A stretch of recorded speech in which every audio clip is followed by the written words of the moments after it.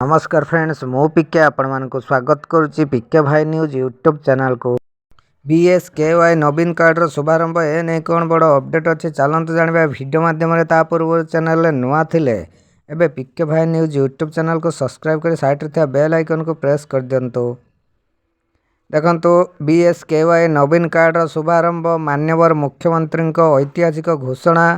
माननीय मुख्यमंत्री श्री नवीन पट्टनायक राज्यर स्वास्थ्य सेवा क्षेत्र में एक जुगान्तकारी पदक्षेप स्वरूप बीएसकेवाई नवीन कार्ड प्रदान निमंते घोषणा करिसेंती। बीएसकेवाई योजनार तृतीय पर्यायर यह योजनार वंचित होता ग्रामांचल लोकंकु जटिल रोग पर घरोई हॉस्पिटल गुड़िकर कैशलेस सुविधा जोगाई दियाजिवो एवं यही पर्यायर केवल सरकारी कर्मचारी एवं आयकर दाता मानंकु बाद दे ग्रामांचल सबु परिवार जो मैंने वर्तमान बीएसकेवाई योजना अधीन नहांती से माने यही नुआ योजना रे सामिल हेबे। समस्ते नुआ बीएसकेवाई नवीन कार्ड पाइबे एवं उभय राज्य भितर वो बाहर सबु पंजीकृत घरोई हॉस्पिटल गुड़िकर निर्धारित जटिल रोग गुड़िकर चिकित्सा सुविधा पाइबे। यही तृतीय पर्याय संप्रसारण राज्य में 1,10,00,000 रु अधिक परिवार जहाँकि राज्यर लोक संख्यार प्राय 90% अटे से समस्ते विजु स्वास्थ्य कल्याण नवीन कार्ड जरिया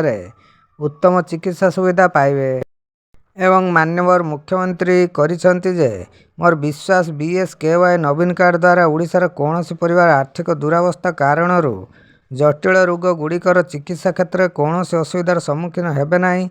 एथिपाई चिकित्सार समस्त खर्च ओडिशा सरकार निज पांठिरु बहन करेंगे।